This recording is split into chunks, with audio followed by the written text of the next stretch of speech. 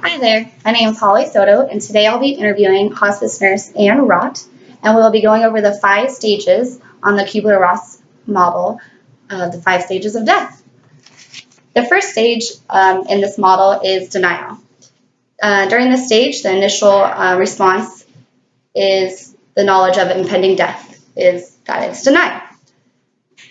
Do you have any input on personal experiences that you've seen with patients about denial? With denial, I mostly see and have experienced with family members. Because typically with hospice, it's terminal patients, and they have been dealing with a terminal illness usually for some time and have come to terms with their terminal illness. But usually with denial, it lies with the family, and they're in denial that their family member is even ready for hospice, let alone facing imminent death. And the second stage is anger. Once the dying person accepts the diagnosis, he or she might become angry at the circumstances. Has that happened?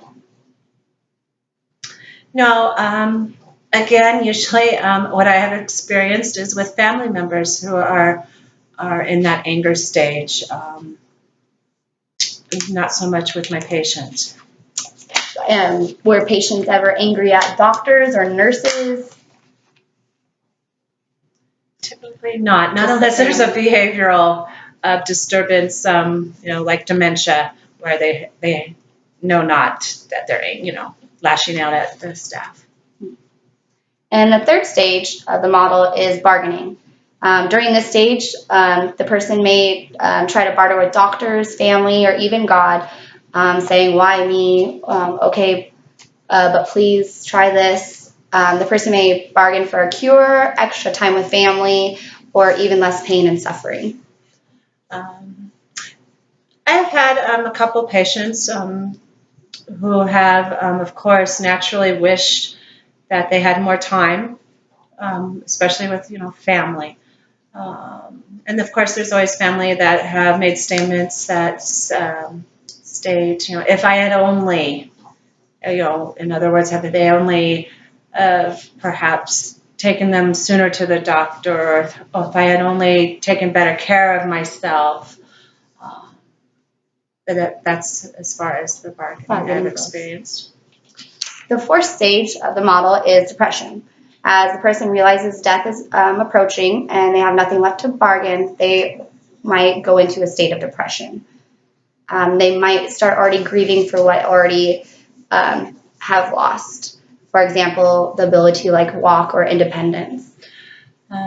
Frequently. I experience this frequently with hospice, with all aspects, family and the patient themselves.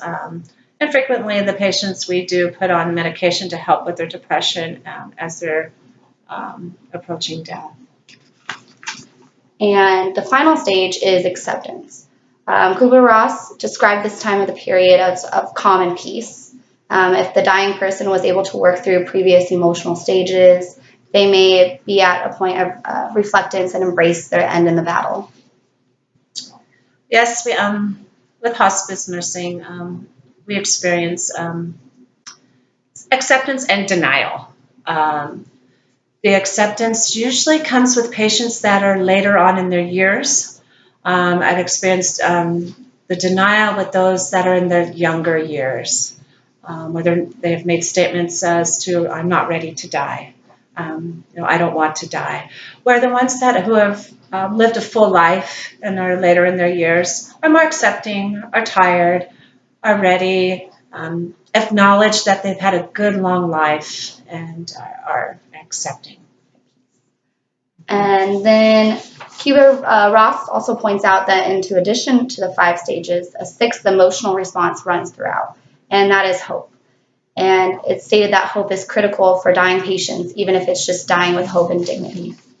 Definitely. That's one thing with hospice. We always make sure that our patients pass away comfortably and with dignity. And that is our job. And that's going to conclude the 5 stages of death we went over with the Kubler-Ross model. And thank you again.